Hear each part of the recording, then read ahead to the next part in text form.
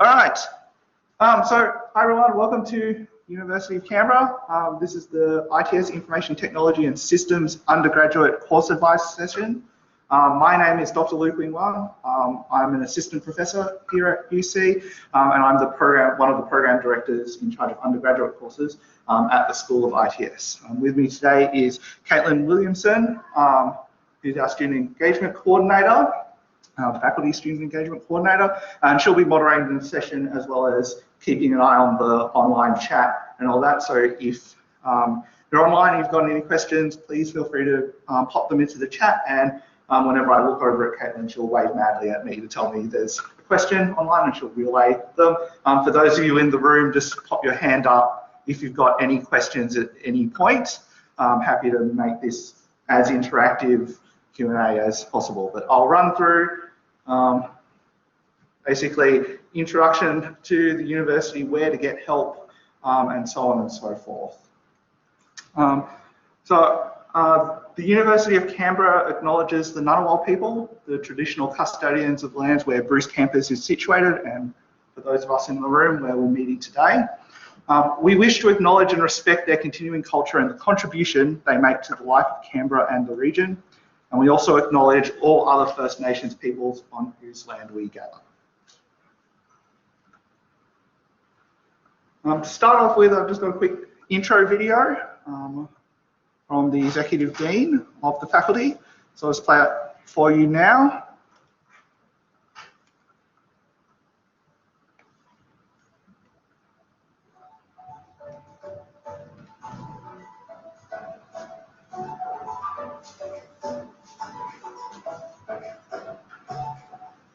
I'm Professor Julian Deacon, the Executive Dean of Faculty of Science and Technology.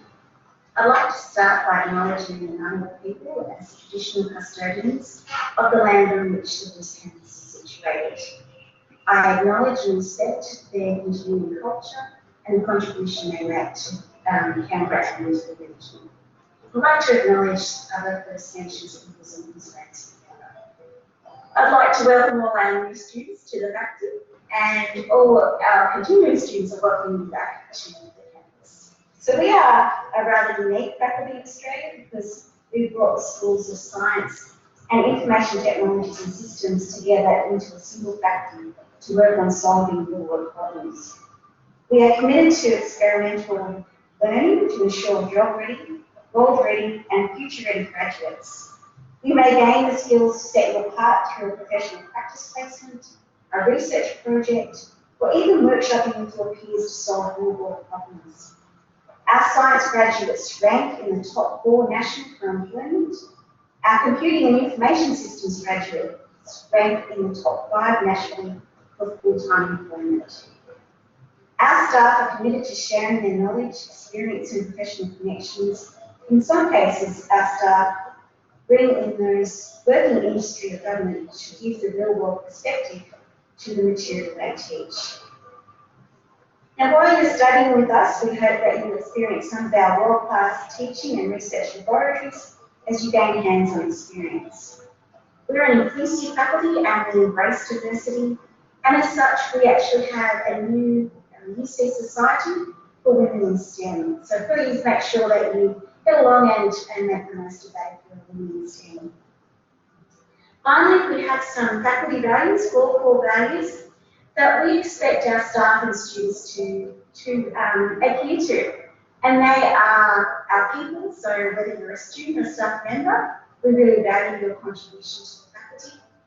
We respect each other, we act in integrity, and we collaborate. So if you're doing a group project, make sure you're collaborating in a collegial way.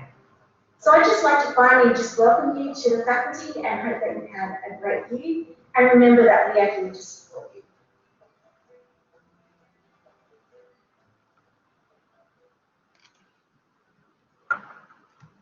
All right. Now, so just to start off with, this is the ITS undergraduate information session. So you've been invited here if you're commencing one of these degrees, the Bachelor of Business Informatics, the Bachelor of Information Technology, the Bachelor of Software Engineering, a double degree including one of those degrees. The Bachelor of Engineering in Network and Software Engineering Honours, which is a mouthful, so we keep calling it BENZI for short, it's the acronym, and the Bachelor of Engineering Honours. So just as a show of hands, and I put up a poll for those of you who are online, who's in the Bachelor of Business Informatics? Anyone here? No? Anyone online? No? Okay. Bachelor of Information Technology? Quite a few, several of you. Bachelor of, and online, I think it's quite a few as well. No one's saying, but I'm okay. So. If you look at the poll, yeah, 4 out of the people who have responded. Yeah, so the Bachelor of Information Technology is one of our most, or is our most popular undergraduate degree. Bachelor of Software Engineering, yep, a few. It's our second most popular degree. Welcome. Anyone in a double degree? No. No one online either. And in either of the engineering honours degrees. Yep, welcome. Excellent. And a few on campus as well. All right, welcome all to the faculty of the school, the university. And coincidentally, before I get into the rest of my spiel, I've got Dr. Kamudu Munisini here, who is the head of school, the School of ITS. So, Kamudu. Thank you, Luke. Is the camera is on? Yep. Yep. Okay. Hello, everyone in the room, people online. Welcome. Welcome to the school. Welcome to the faculty. It's nice to see people on campus, online, coming together with all the restrictions that we are currently having. So I would like to welcome you all. It's very important that you give some attention to the information that is going on that will be delivered by Luke, and also it is also important that you come for the lunch, which will happen shortly, but it is even more important that you have fun, because that's the only thing you're going to remember at the end of the day. So if you have any questions that you may want to contact us, you have the program directors, you have the education team, Caitlin over here, and if they cannot resolve your issues, they'll come to me, and then I can escalate them to the right places, and so on and so forth. So there is enough help. You're not alone in this. Everyone's together, and we'll try to give you the best possible experience that we can under the current circumstances. I know these are very challenging times, so, and we are all in it together. All right, so I'll see you. I won't take much time. I will give Luke back the podium, and I will step aside because I will see you again at 12 o'clock for the lunch. All right, see you guys. Have fun. Luke, thank you. Thanks, Caitlin. Thank you, Kamudu.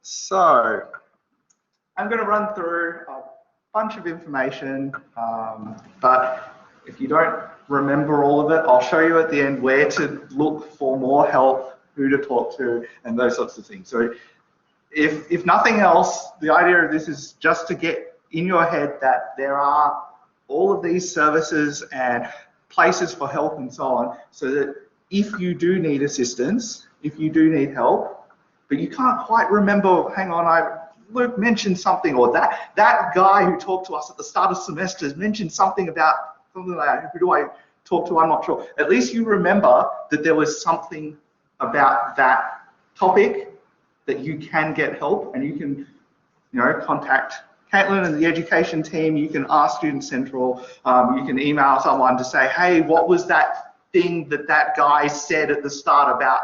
I can't really remember, but I know there was something, because that's much better than not knowing at all. Because if you don't know, then you don't know you can ask about those things. All right? So that's what I want to get out of this session. Even if you don't remember all the details, that's fine. Just remember where to go for help, as Kamudu said. So important dates. Next Monday, semester 2 starts, and your courses start. Next Friday, the 6th of August, is the last day for you to add or self-enroll in semester 2 units via myUC student portal without the lecturer approval. So you've got until the end of next week to sort out your unit enrollment. If you haven't already enrolled in your units, please do so through myUC student portal. You've got until next Friday. Friday the 27th of August, which is Friday of week 4, is census date. And census date is the day where it's the last day for you to withdraw from a semester 2 unit without incurring an academic and financial penalty. Meaning that before that date you can withdraw and it doesn't appear on your transcript, you won't get charged for the unit, so on. But after that date, you're locked in. So you need to make any final decisions about withdrawing from units before the end of week 4. Okay? However, that being said, make sure you add units by the end of next week. Right? So some contacts within the faculty. You've seen the video from Professor Janine Deacon, the Executive Dean of SciTech. We've seen Kamudu, the Head of School of ITS. Some other people involved are Dr. Tamsin Kelly, who's the Associate Dean of Education, and that's a bit more relevant to those of you in the room and those online, because the Associate Dean of Education leads the education programs of the faculty. But we also have an Associate Dean of Research and Innovation, Professor Diane Gleason. And then in addition to me as the Undergraduate Courses Program Director, we also have Hamed, who is actually next door doing what I'm doing now, but for the postgraduate courses. And we have an Assistant Program Director, Marianne, who helps out with the engineering courses. And that will be relevant for those of you in the Bachelor of Engineering, Network and Software Engineering, or the Bachelor of Engineering Honours. So myself and Marianne work together to manage those engineering courses. All right, if you forget everything else, Student Centre is there to help. Student Centre is in Building 1, or their email address is student.centre@canberra.edu.au. And they're the first stop for any administrative inquiry you have about your time here at University of Canberra. If you don't remember who else to turn to, if you need help, go to them, and if they're not able to help you, they'll direct you to where you can get assistance. That includes things like if you need your password reset, if you have trouble with your student email account, you can't figure out how to self-enroll, all of those sorts of things. They're the first stop. All right.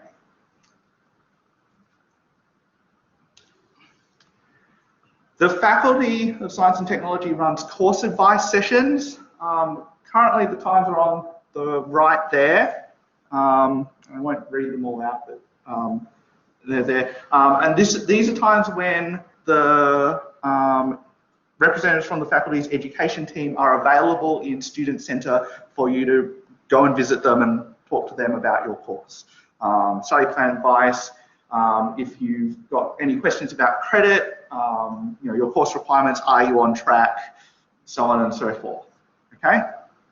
So those times are available throughout the semester. There's more times available in the early period of the semester in the first couple of weeks, because that's when you're all working out what should I enroll in, am I on track, so on and so forth. But you are able to drop in at other times in the semester as well.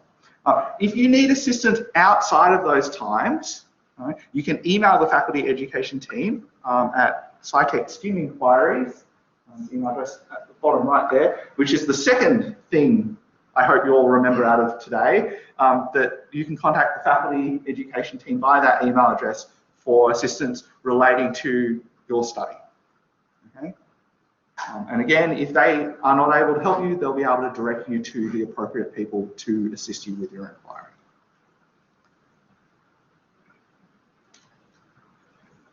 Now, you all should have received your login details, and if you haven't, you should receive it shortly.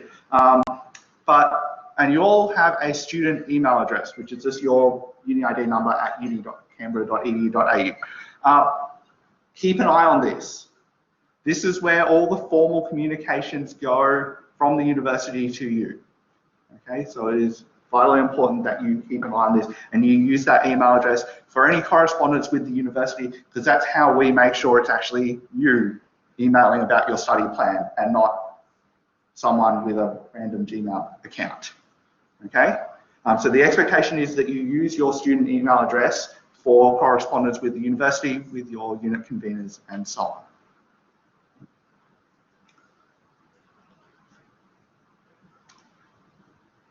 Now, what are you getting yourselves into? One unit, one subject that you see, we call them units, is labelled as 3 credit points worth of study. And 3 credit points equals approximately 150 hours of work spread across the teaching period. So for a 3 credit point unit, which is the majority of your units, right, you're expected to do 150 hours. 150 hours of work across the semester. There's some typical numbers there, but what the important one is that approximately there's 150 hours, there's 13 weeks in the semester, 8 to 12 hours per week per unit is the expected workload. Yeah, and I'm putting this up front so that you don't have any misconceptions about that expected workload. Each unit, we expect about 8 to 12 hours of work per week for that unit. Now that'll go up and down across the semester depending on when assessment is due and so on, but that's the expectation. Full-time study is 4 units per semester, 12 credit points, which means that you're doing 32 to 48 hours a week on your study, whereas part-time is less than that. So I'm just putting that expectation openly, and then each unit will have a breakdown in the unit outline of where do we expect that 150 hours to be spent. All right, so you'll spend this much time in lectures, this much time in tutorials and labs, this much time in self-study. For assignment, for this assignment, we might expect you to spend 20 hours working on that assignment, which means, hang on a minute, you should probably spend more than a week doing that assignment if we expect you to spend 20 hours on it. You should start doing that assignment earlier, those sorts of things, okay? But don't panic, there's help, and there's lots of help available. One of the key ones is study skills at UC, and they run face-to-face and online programs. They're available in the library, the Student Resource Centre, and then there's a study help Canvas site as well. And that's free. These programs are freely available for you as students. Use them. They're there to help support you in your study. There's drop-in study help. There's a maths and stats help, or MASH, as we call it, both virtually and in person. There's an Ask Advisor service at the library to help you with any library services, as well as a few other things. Peer-assisted learning sessions that run weekly for selected units, where later year students who have done the unit and know all the tips and tricks and so on can help you out. There's the study help site, study skills, and so on. All of these are free. They're all there to help you.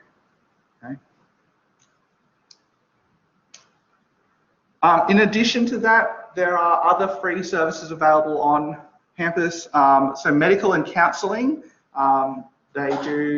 you can go see a doctor if you need a medical certificate for an assignment extension request. If you want to see a doctor because you have a concern or so on, that is free for all UC students. Okay? Medical and counselling.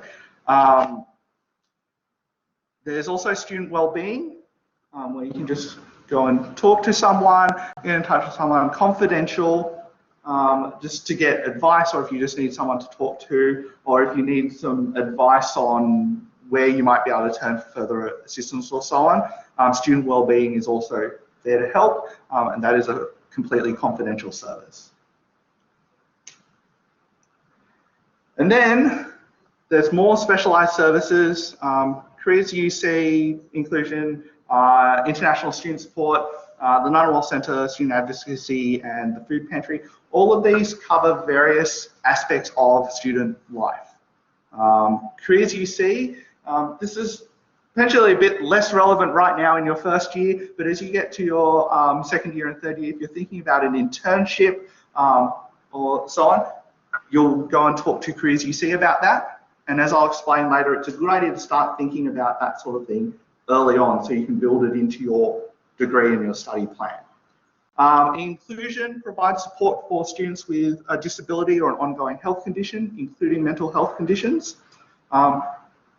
If you would like support from them, please go and talk to them and they'll be able to provide advice and things such as a reasonable adjustment plan to help support you in your studies at UC. International students, the International Student Support Service is there to help you with anything relating to your enrollment variations, visas, etc. The Ngunnawal Centre for Aboriginal and Torres Strait Islander students, specific support for students from those backgrounds. Student advocacy, and this is confidential advice if you have a concern or an issue with a lecturer, a tutor, a staff member, you can go talk to them, as well as assistance about university policies and procedures and other matters.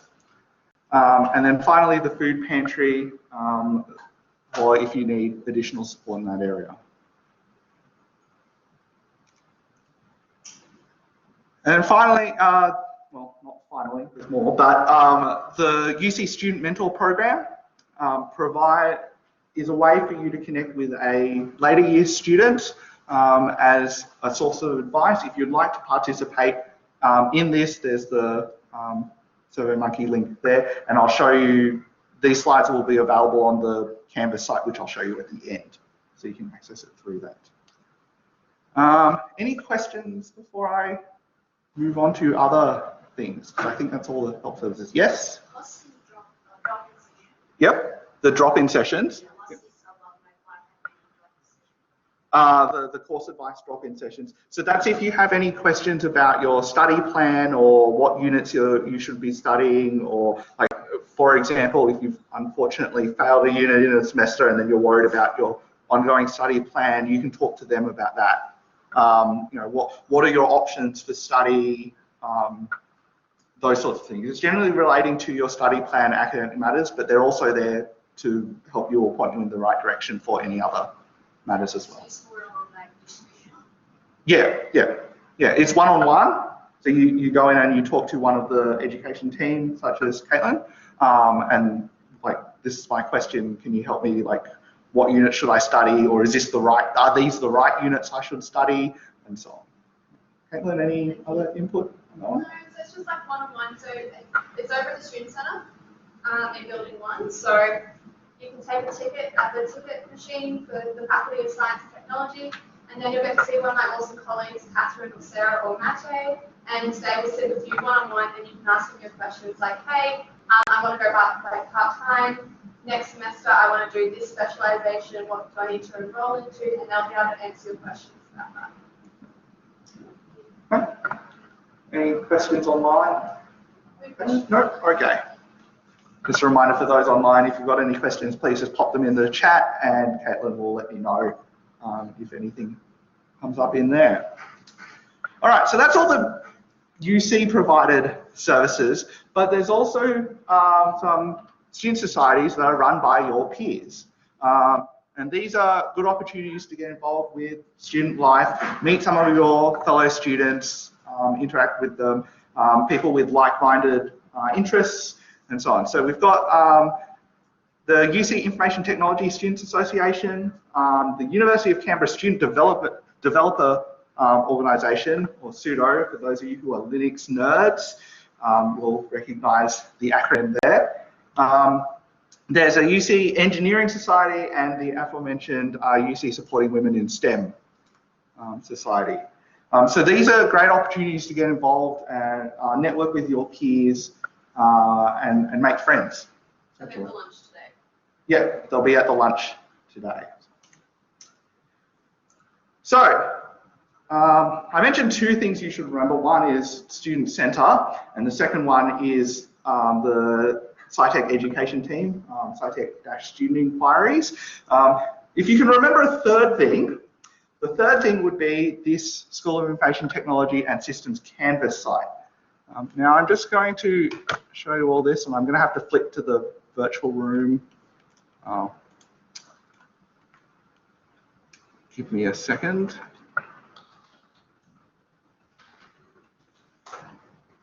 To set this up. I did not prepare this earlier. And let me just share this with.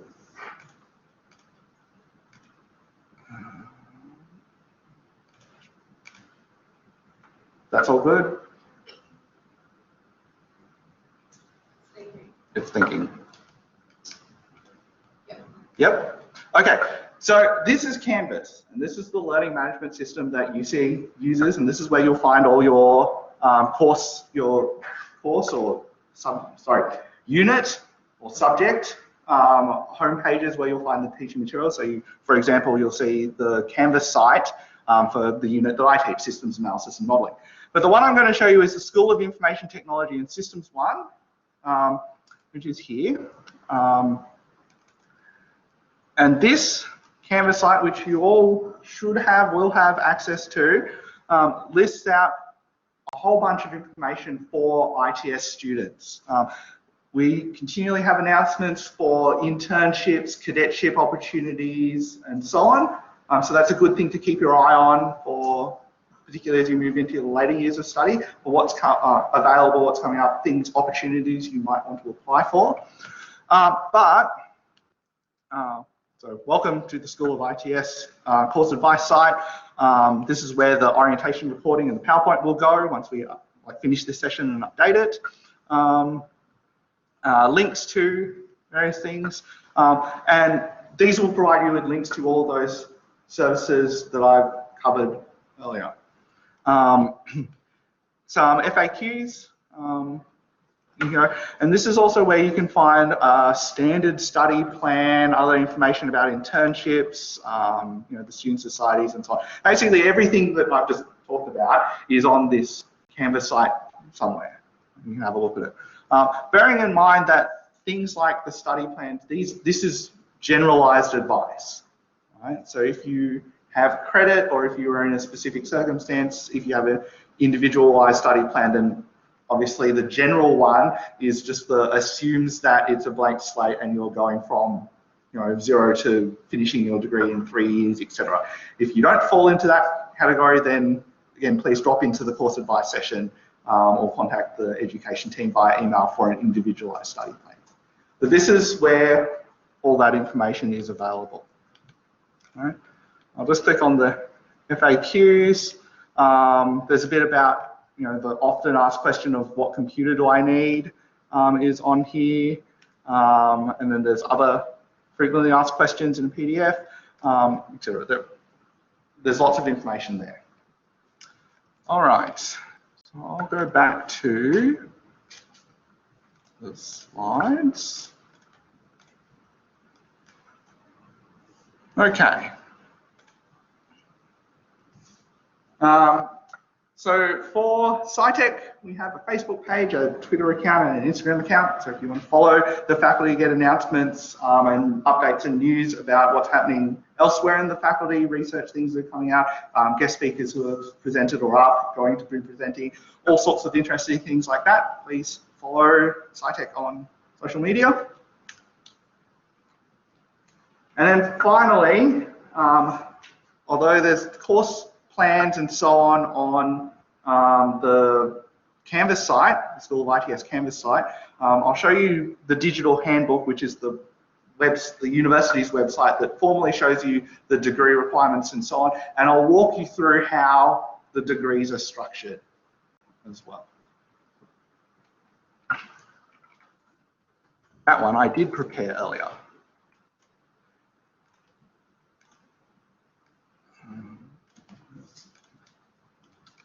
All right, any questions before I get into the nitty-gritty of here are the courses and how they're arranged and organized? We're all good? No. Okay, so this is the digital handbook. You can find this, and I just realized this won't work on if I go to a new tab. You can find this on the University of Canberra homepage under find your course. That goes to the same place, but I'll go through this one. And what you can do is, on here, you can search for your course. Now, I'm going to use Bachelor of Information Technology because that's our most popular one, but the principles apply, and I'll talk a bit later on about engineering and how it's slightly different because it's a bit more prescriptive for the engineering students amongst you. But you can search for your course, Information Technology. It'll come up with absolutely everything that has information technology in it, but you can click on Bachelor of Information Technology. You'll notice the double degrees are here as well as the postgraduate degrees also. One of the things to note is that the version of your degree matters. So for those of you in Bachelor of Information Technology, the current version is version 8. That's the same for business informatics. And then for software engineering, it's version 7 is the current one. That's important just in case we change the versions later on. But now click on the latest one. So I'll click here, and this takes you to the course information page for Bachelor of Information Technology. Some things about all the details and so on, blurb about what the course is about, what you'll be able to do when you study it, all your career opportunities, and so on. Admission requirements. The bit that's key on this side is the course requirements. And this formally tells you what you need to do to complete your degree. So it says there's 48 credit points that are required, remembering that each unit or subject is 3 credit points. Most of them are 3 credit points. I'll show you the one exception in a moment. And then a restricted choice of another 24 credit points. 72 credit points in total, divided by 3, that is 24 units spread across 3 years at full-time load of 4 units a semester, 8 units a year. Right? So I'll just open up all of these before I start talking through all of them. I won't expand the specialist majors yet. For the 3-year degrees, the Bachelor of Business Informatics, the Bachelor of Information Technology, and the Bachelor of Software Engineering, there are 2 required majors, each of which is 24 credit points. A core major in Information Technology and Systems, which is very nearly the same between all 3 degrees, and then a specialist major in either Business Informatics, Information Technology, or Software Engineering, depending on which degree you're in. In the core major, we cover off things like the foundations of IT, fundamental knowledge, as well as the professional practice stream of units, which is professional practice in IT, technological innovation and entrepreneurship, and then information and communication technology project, or the capstone project. You'll notice that the capstone project is 6 credit points rather than 3. This is because it's a double unit. It's like 2 units smushed together into 1. Right? So that's the one exception to the most units are 3 credit points. The slight difference in these is that Bachelor of Business Informatics students will do information systems in organizations as part of their core major, whereas BIT and BSc students will do Introduction to Network Engineering instead. And that's just to differentiate the different focus of those degrees. I don't think we have any Business Informatics students here today, though. So I believe those of you here in IT or BSc will be doing Introduction to Network Engineering. And that's clearly explained here. And no one was in a double degree, but if you were in the double degree of Business Informatics and Software Engineering, you have to do both, because it's a double degree. Then we have a specialist major, and this changes depending on which degree you're in. So this is the list of units for the information technology students. And in this case, it will go through a bit of programming, a bit of project management, a bit of cloud, a bit of software architecture, and so on. So like that's befitting that degree. Whereas a business informatics student will do more corporate strategy, systems management sort of thing. And then a software engineer will go more heavily into the programming systems development side of things. You'll note that there is a restricted choice here of information security or information security. It doesn't sound like much of a choice. That's because the unit updated and it just has a new unit code, and that's the number in brackets after the name. And that's how we uniquely identify each of the units. Essentially, we just updated information security, the old unit, 11487, to a new version of that same unit. But it's there just so that all students who have previously done it or are now going to be doing it in the future can be covered by this.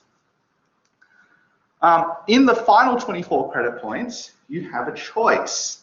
And you may be thinking, okay, I'm in semester 1, first year, like, do I really have to make this choice now? You don't really have to make the choice now, but it's good that you start thinking about it now, because usually by semester 2 you have to have made a choice so that you can do the appropriate prerequisites. So some units have prerequisites, meaning you have to do unit A before you can do unit B. And in order to do some of these specialist majors, you have to have enough time in your degree to be able to do all the necessary prerequisites so you can do all the requirements of these optional specialist majors. There are 4 specialist majors.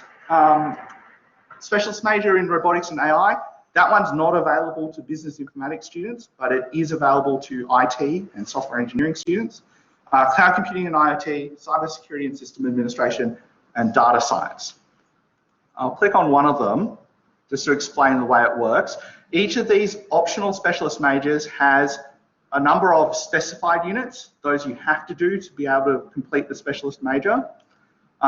Sometimes they have a choice. For example, this cybersecurity and system administration specialist major has a choice between do one or the other. For example, in this one, if you're a BIT student picking this specialist major, you actually already do enterprise and cloud computing as a required unit. So then you would be expected, well, you can't do it a second time, you would be expected to do the other option instead. Okay? And then there's a restricted choice of picking like an internship, a project unit, one of the other list, and not listed on here because the website still needs to be updated, is an option for any other ITS unit in this part. But fingers crossed they'll fix that soon. The other option, if you don't want to do one of those specialist majors, you can pick option 2, which is 24 credit points from anywhere in the university. And this allows you to do a breadth major from another faculty, or a science breadth major, or any 8 units of ITS and other stuff you want to do. And that gives you the flexibility to do whatever you want. Okay? I think that covers off the structure of the 3-year degrees. Any questions about that? Yes? On the information security and the 2 units, this is level 2 and 3. Yep. Is that an indication of difficulty, or is it just? Yeah, so generally level 1 units are kind of quote unquote first year units, level 2 units are kind of second year units, and level 3 units are kind of third year units. That's the general gist of things. It's a bit hazy and not super duper well defined, but that's essentially what they can be thought of. We call them undergraduate level 1, level 2, level 3, and then there's postgraduate, graduate level, and then postgraduate level. But yeah, it's not so much difficulty, but what level of previous knowledge we expect for that. So for a level 3 unit, we expect that you have gone through majority of like first and second year sort of thing, and you might be in your second semester or second year, or in your third year of study before you study that unit, versus a level 1 unit where you come straight in, you can do that unit. Does that answer your question? So ideally, you should structure your degree, doing your degree plan. You should try and do level 1 units in your first year. Yep. Structure it that way, so you're not throwing yourself into level 3. Yep, exactly. And the standard study patterns are built towards that. There might be a little bit of finessing depending on the specialist major, and also it's not like you have to study all the level 1s before you do any level 3s. It might just be, for example, for enterprise and cloud computing, you have to do introduction to network engineering before you do cloud computing, because otherwise you won't have that base knowledge to build upon, and that's specified in the prerequisites for each unit. So it's not like you have to do all the level 1s before you do any level 3s. You just have to do the right level 1s and level 2s before you do the level 3. Yeah. Okay, so that's a 3-year degree. Now I'll go back and I'll go engineering. And where we go? So Bachelor of Engineering Honours. The engineers amongst you, are you in Benzie or are you in Bachelor? So Benzie, yep. The others, Bachelor of Engineering Honours. Yeah, okay, so we've got a mix here. I'll talk about the Bachelor of Engineering Honours, but the Bachelor of Engineering Honours in Network and Software Engineering is very similar, that specialisation is very similar to the Benzie degree. But if you've got any specific queries about the differences, I'm happy to talk to you afterwards, okay? But the structure is broadly the same. It's just laid out a bit differently. So same sort of thing about the course, etc. For the 4-year degrees, so the Bachelor of Engineering Honours has a 48 credit point, or 16 unit core major, and that includes foundational engineering things as well as required engineering throughout the degree, building up to the engineering project, which is actually 2 6 credit point units. You do one in one semester and one in second semester, and it can be one big project across the whole entire year, or you can do like sort of somewhat related projects. It's up to you. The general idea is to do one big project across the year though. That's all of that. And then you have the option of a specialist major in network and software engineering or a specialist major in robotics and AI. Now, as stated, the specialist major in network and software engineering is quite similar to the Benzie degree as well. Again, it's quite prescriptive as a degree because of the professional accreditation requirements, that it is highly specified and you don't get too many options within it. So stick to the standard study pattern and do all of the required units. Yeah, that's pretty much it. There's a lot less to talk about in the engineering degrees because there's a lot less options. You still get a few open electives. Benzie students get 6 credit points of open electives, which is 2 open electives. Bachelor of Engineering Honours students get 4 open elective units, but apart from that, that's pretty much it. Yes? Basically just stick with the standard plan for a minute, otherwise kind of stops your... Yep, exactly. Yep. You don't get as many as many options to worry about. Okay. I think that covers off everything I want to talk about. I just realized that I opened that in a new tab. Sorry for those of you online, because I realized I opened that in a new tab and didn't share the thing. So this is the Bachelor of Engineering Honours, and I just walked through the course requirements, which are highly prescriptive. It's just a giant list of required units that you have to pick, and there's not very many options. Okay, so I'll stop sharing my screen. You can all see me at home. That's it in a nutshell. What were the 3 things I hope you'd remember? Student Centre, yep, excellent. What was number 2? Yes, that's related very nearly. I'll give you half marks for that one. Sorry, the teacher in me is coming out. I'll give you half marks for that one, but more generally than drop-ins.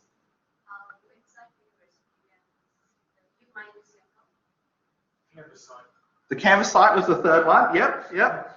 The School of ITS Canvas site. So more generally than drop-ins, you can just email the SciTech education team at SciTech-student inquiries if you need assistance as well. So yeah, Student Centre, the education team, the Canvas site are the 3 things that I want you to really remember out of this session. Any other questions? You just have to stay exactly where, just a little bit further back the camera's not focusing. Thank you. Okay. You all set for week 1? Yes? I see 2 thumbs up, 1 thumb up. Yeah, I'll take that. I see some grimaces as is normally the... happy to chat. Did someone have a question online?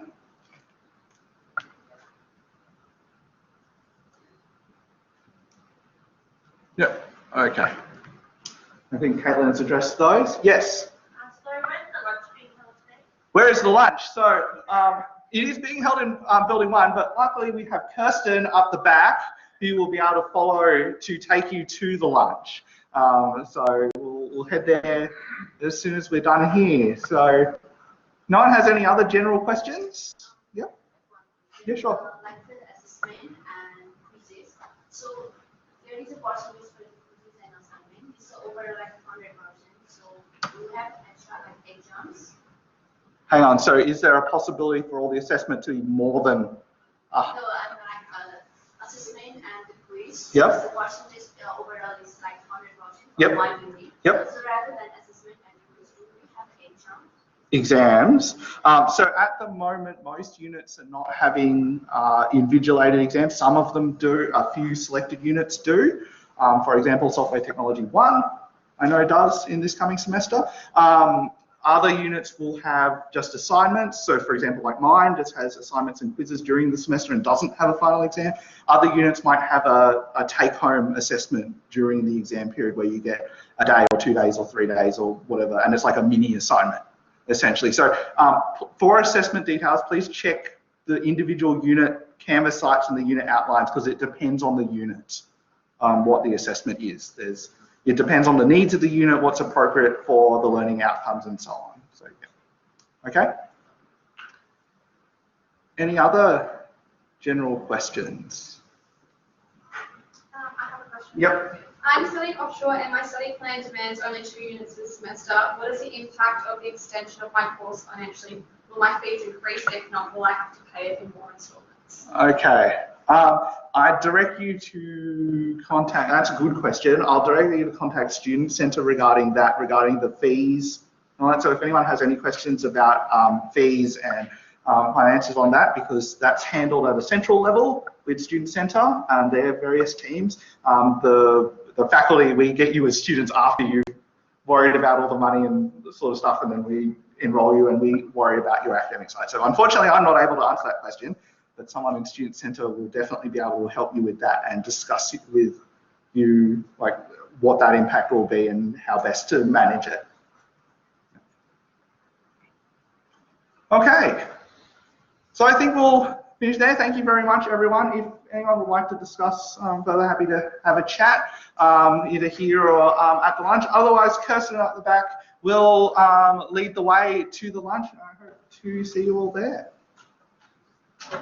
Sorry, online people, obviously you won't be able to make it to the lunch. So sorry about that, but hopefully we'll see you soon, either on campus or in a virtual lecture tutorial.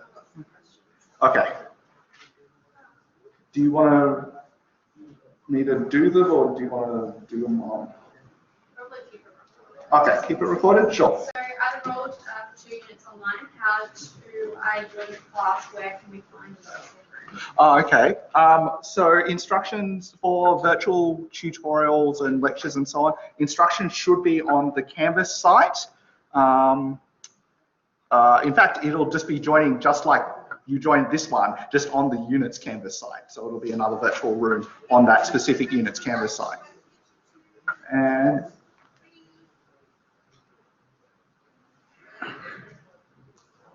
Second question. Yep. If I were to choose 2 units in my first semester instead of 4, will I have to study longer than a total of 3 years, or can I make up the units I don't study now in later semesters? For example, doing 5 units in semester 2. It's not recommended that you, like if you're starting off with 2 units with the hope of catching up later to finish it within 3 years, it's not recommended that you do that because overloading is not advisable unless you're a super duper excellent student, and even then, to demonstrate that. So the advice would be, rather than start off with 2 and hope to catch up, maybe see how you go with a full-time load, and then reconsider and then drop into the drop-ins, or contact the education team for further advice on how that might look as a study plan towards the end of your degree. Okay?